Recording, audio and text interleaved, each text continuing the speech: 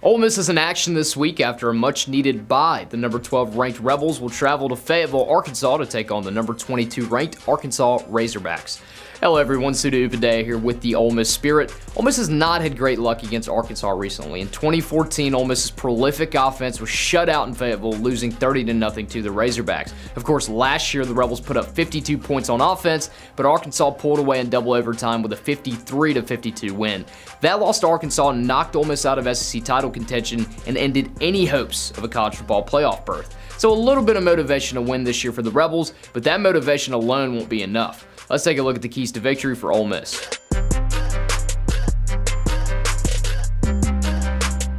Number 1 for Ole Miss, find a way to stop Arkansas on the ground.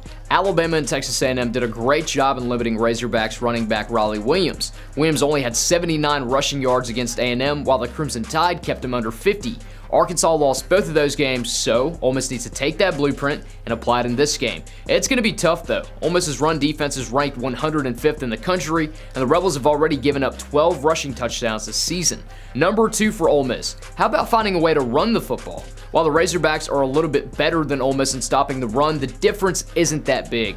Arkansas ranks 83rd in the country for run defense, and the Razorbacks have already given up over 1,080 yards and 14 touchdowns on the ground. Ole Miss needs to find a nice balance of using inside and outside runs, along with letting Chad Kelly do some magic with his feet. Number 3, force turnovers on defense. Ole Miss's defensive coordinator Dave Womack challenged the Rebels to force turnovers against Memphis 2 weeks ago, and his defense responded.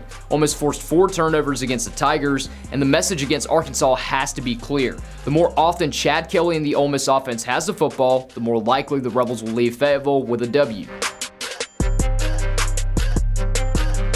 Number 1 for Arkansas, stop Evan ENGRAM. I mean, is there a more dominant tight end in college football right now? The guy's putting up wide receiver numbers from his tight end spot. He's a mismatch for most defenses, and even with increased attention, he still finds a way to get Chad Kelly to throw him the football. If Arkansas can shut out Evan ENGRAM, that's going to be a huge loss for Ole Miss's offense. Number 2, force Chad Kelly to make mistakes. In both of Ole Miss's losses this season, critical turnovers from Kelly killed the Rebels' momentum. Arkansas needs to get pressure on him and force Kelly to make bad decisions. Number 3, reestablish the run game. There's no doubt that Arkansas quarterback Austin Allen will put up big numbers against Ole Miss, but can you imagine if Riley Williams gets it going again? After his 46-yard performance against Alabama last week, Williams will be looking to make a statement against Ole Miss's weak run defense. If Arkansas wants to keep up with Ole Miss's scoring, the Razorbacks will need more than just Austin Allen's arm. When I look at this game, I see another shootout.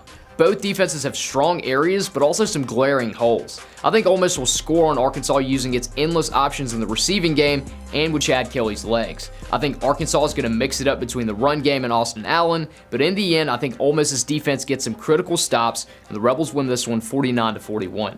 Arkansas's defense has been awful this year on third downs and in big moments. This is where Kelly and the Ole Miss offense's experience shows up, and the Rebels leave Fayetteville with a win. For more coverage on the matchup, make sure you follow the Ole Miss Spirit on Twitter at Ole Miss on Scout.